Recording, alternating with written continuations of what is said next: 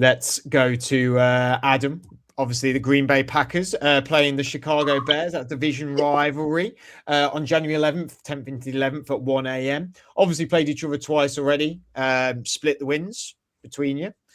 Green Bay winning the first one 28-21, and Chicago winning the second one in week 16, 22-16 in overtime. Winning in your own places as well, not winning on the opposition's field. First time the Bears won the division since 2018. They did lose in the wild card that year to the Eagles 16-15. They haven't gotten past the wild card since 2010.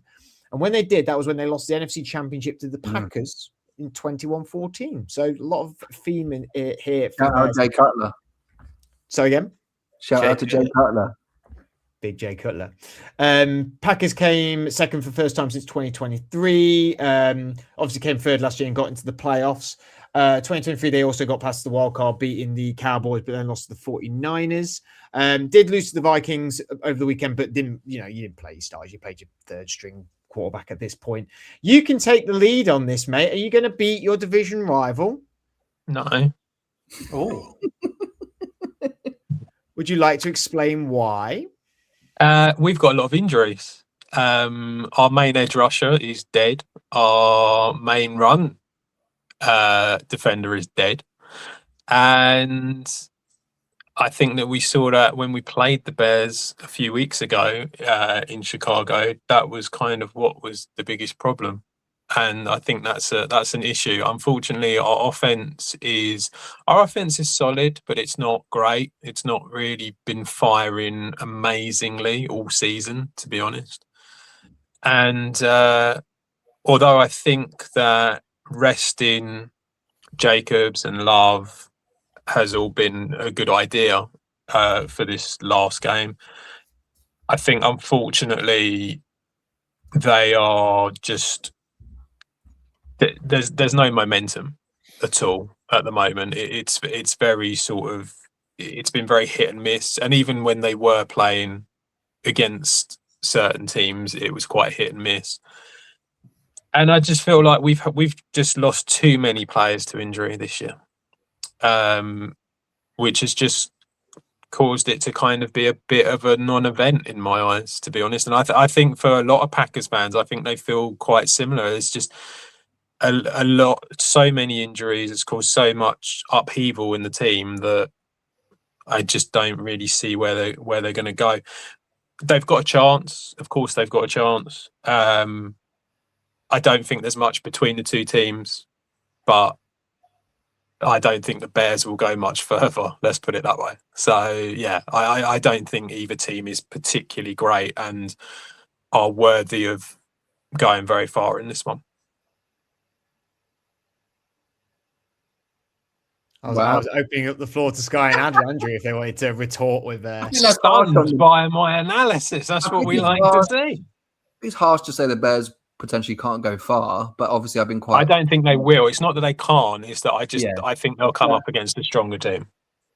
I think they obviously could be helped in the next round. That we probably with the fact that they will avoid Seattle, being the second seed. I just think that.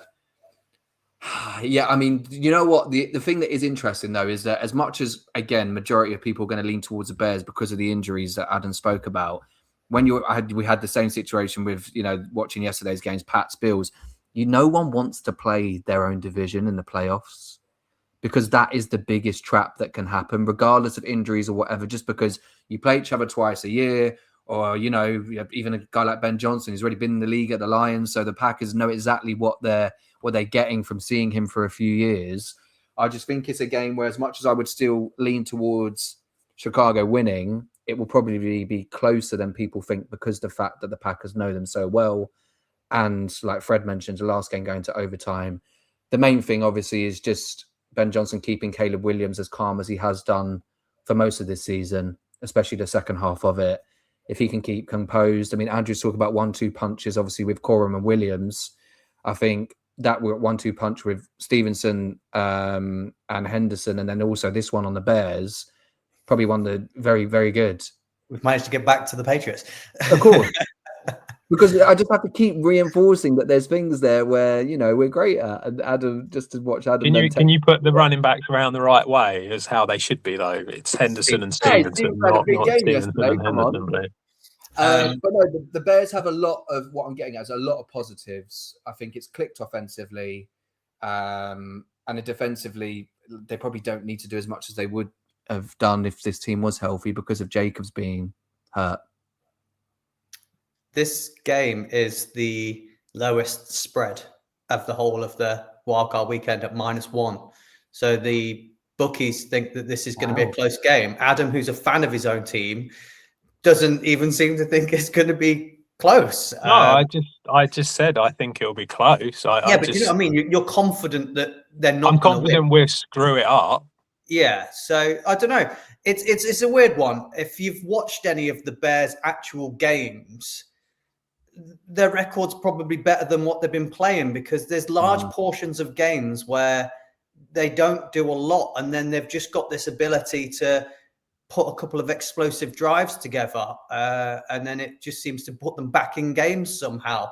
I'm not sure whether that'll fly against the Packers because the Packers, although they've got injuries, their strength is how good their defense has been, and you've still got really quality players on that defense. You lost the guy that you didn't have last year, so that's not too bad.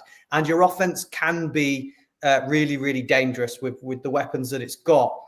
I just think they're both coming in with losing back-to-back games into this game. I just think that maybe the Bears having a bit of a wake-up call going into this might actually spur on the youngsters a bit. I know we talked about youngsters with the Patriots. They're going in with all the confidence in their game, and that might sort of hinder them a little bit. Whereas the Bears, all their youngsters are going in with a couple of losses into this game. And I just think that and the mindset, you can be like, we need to reset. We've had a wake-up call. We've been brought back down to earth. We've got something to prove now. And I think that might be the edge in this game. So I am leaning towards the Bears on this game too. But it's going to be a close one. And if the Bears are inconsistent and Caleb Williams, although he's been good, he's relying on that run game and that defense a lot, Packers could exploit that if they do sort of their offense decides that they want to let Love throw it around quite a lot because they've got Watson, Reed, Dobbs, they're all healthy and good to go, aren't they? So that could be the difference maker in this. Why not just let Love open up and just let him? He wants to throw it, let him do it, and I think that's your way to win in this game. I don't think. Yeah, I mean, he loves throwing it around, doesn't he? It's the turnovers you have to watch with Love is the only thing. Brett Favre did that as well. I'm liking the Packers for this. I'll be honest. I think it's a little bit more of experience. I think we sort of said about it with New England where you could lose and be like, yeah, but look what we did this season. Look at the journey we're on here. And it can only be more, it's going to go from strength to strength to strength. And I think Chicago, this might be sort of like the step too far for them. And because I think their defense is decent. I don't think it's great. I think it has its inconsistencies. I think Caleb's still got a lot of growth to do. I mean, the Loveland-Caleb connection is really, really great in the last few weeks. It's sort of fantastic. But Love's got plenty of offensive weapons to work with. I don't know. I think this might be. I think the Packers would then lose the next game. But I think whoever wins will lose the next game. The Packers could play Seattle, so I think that would be I also sort of agree with Sky with like the division trap games. Like it can go either way, even if you are out of form or if you're not doing that great, or if you are a bit injury prone. You do know each other, and again, is it a bit of a battle of the better head coaches? I think LaFleur is a better head coach at this point than Johnson. So. Well, LaFleur's on the hot seat, isn't he? That's if he loses this game, there's a possibility they could look at moving on, especially with some of the names coming out that might be available now. It was looking like a bad candidates for the jobs, but there might be some more that they want to bring over. So I don't know. Maybe that's another spur for the Packers to win. He's playing for his job, I think. So I'm going to go Packers. Andrew, you're going to go Bears from the sounds of it. Adam, you're going Bears. Sky, where are you going with this? I have to do the same. I have to give the same treatment to Adam that I did to Fred. The biggest positive I can give you, Adam, was That 2010 season when you won the Super Bowl, you were 6th seed. Only the second team ever to do it. Sorry, other than the biggest Steelers. positive you can come up with is something Yeah. that happened 15 years ago with a quarterback who doesn't play for us anymore. Rodgers was That's the injured a lot. biggest positive you could come up with. We'll bring it back. My Can you Patriots. mute him, Fred? Just turn him off. You know, I We mean, what beat the hell? Matt Flynn led Packers that season, right? There was a lot of question marks on a banged up Packers team. So what I'm saying is, you're banged up this year. Maybe there's some magic there for you to go on a run. Is But he I'm still picking the talking? Bears. I'm still picking the Bears.